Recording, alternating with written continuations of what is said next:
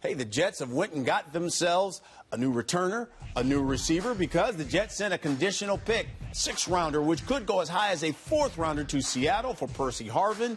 The dynamic returner receiver could infuse a jolt into that Jets passing game and the offense, as well as the locker room, because he comes with baggage. Now, Harvin reportedly fell out of favor in Seattle because of his locker room anger issues, reportedly fought with teammates Doug Baldwin, Golden Tate. The fight with Tate happened the night before the Super Bowl. But the Jets feel he is a risk worth taking. I look at it as this could be a potential coup for the Jets in acquiring a player of Percy's talent, his caliber. It's going to be exciting, when you have Curley, when you got Decker, when you got our tight ends, and our running backs. I think it's. It brings an explosive talent to our team. Yeah, everything is good. They have pieces here. I'm loving Gino. I'm loving the defense. I'm looking forward to playing alongside with Decker.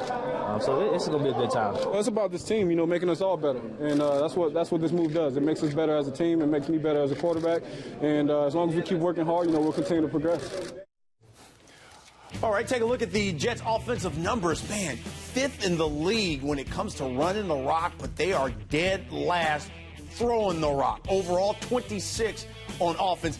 They need some home run hitters. Let me throw in a couple more 31st in the league. Receiving-wise as a team, 31st. Receiving yards as a team, as receivers, 31st in the NFL. This move right here boosts that up almost immediately. Percy Harvin in the return game. Percy Harvin in kickoff return, punt return, doesn't matter. This guy can make big plays all over the field. They're going to get him involved in the offense often early. Now, it's going to be a little learning curve for him to get up on his offense, but I know Percy Harvin's going to play some offense on Sunday. I don't think it's going to take him that long at all. Receiver's an easy position, I think, to get up and running. Of course, I'm a defensive guy, so I always say that.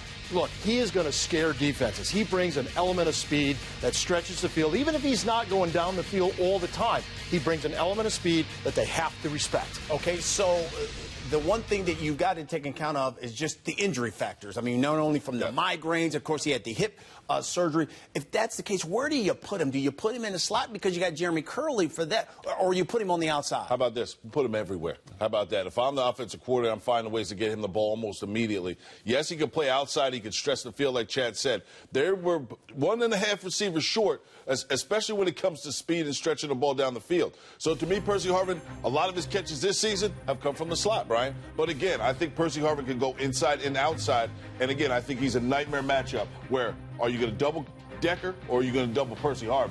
It's a win-win anyway. The interesting thing, Chad, is that none of Harvin's 26 targets this season have come on deep balls 20 yards or longer. They've all been short stuff. It's all been short stuff, but here's what he does. If you may not see the tangible evidence right away, meaning catches and yards, he's going to take pressure off of the other guys. You're going to see other guys open up. You're going to see defenses back off. You're going to see field get stretched. And I think his value will be that speed and that intangible factor, which will then hopefully open up that offense for Geno Smith. And let's not forget, yards after catch. You get that ball, quick screen game, get him out there on one-on-one with those cornerbacks out there. It's a nightmare matchup. So again, it doesn't matter how far they throw the ball for him to catch. It's the run after catch that people have to be concerned about. Now, I did say that he does come with some baggage. I want you to take a look here as we timeline some of the stuff that's happened to Percy Harvin since he's come into the league.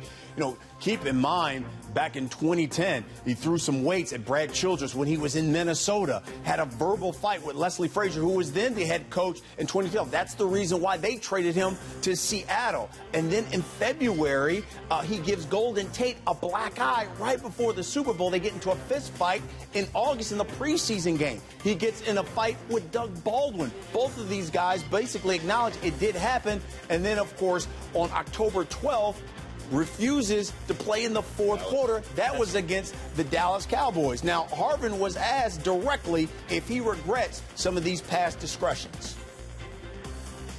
I'm definitely not a perfect person. I have a lot of things that I wish I could have done a little differently. But I'm moving forward. I'm learning from those lessons. Like I said, I'm happy to be here right now and looking to make the most out of it. Give me your thoughts here. Would you have made this move considering the off-the-field stuff? Not a couple of years ago, we were always talking about the locker room, and then with the losing streak, would the locker room implode? Would Rex lose? Would you make this move with Percy Harvin with Absolutely. the baggage he has? Number one reason, because of Rex Ryan. He is a player's coach. He lets the guys be men, but he expects them to carry their business like men as well. So, again, yes, does he have all these problems? Could it be something big inside that locker room after 1-6? Absolutely. But any guy, we saw Muhammad Wilkerson 2 games ago shot a fire after the bout saying, well, the offense didn't give us a break. So, again, it might be a fragile locker room right now, Chad, but he ain't the only one you got to worry about. Well, you think that him coming in and maybe they need to throw a couple of punches, get a little upset. You know, I don't know why. He's clearly got some anger issues. I'm a little hesitant about this. I know he's got incredible value on the field, but the locker room stuff, look, I hope the Jets locker room can absorb this kind of guy, and hopefully like a Michael Vick or somebody can take him under the wing and say, hey, this is how we run our locker room here at the Jets. The key component has to be one thing, leaders in the locker room. You know, you get guys like Belichick is picking all these guys blunt up. He picked blunt up. That guy's a problem. But inside that locker room, when you have strong leaders, there is no problems. And I think Rex Ryan is still a strong leader. You got guys in there that are very ready for something to happen on the offensive side. Let's try the whole defense. So, again, yeah, you bring him in because of his effect on the field, and you would hope that there's leaders in there to keep everything calm inside the locker room. He's due $7 million this year. If the Jets keep him at the end of the season into next year, he's due $10 million. If they cut him, they don't have to pay him anything. You don't lose anything. Well, what's so basically what's the a couple of month rental. Yeah.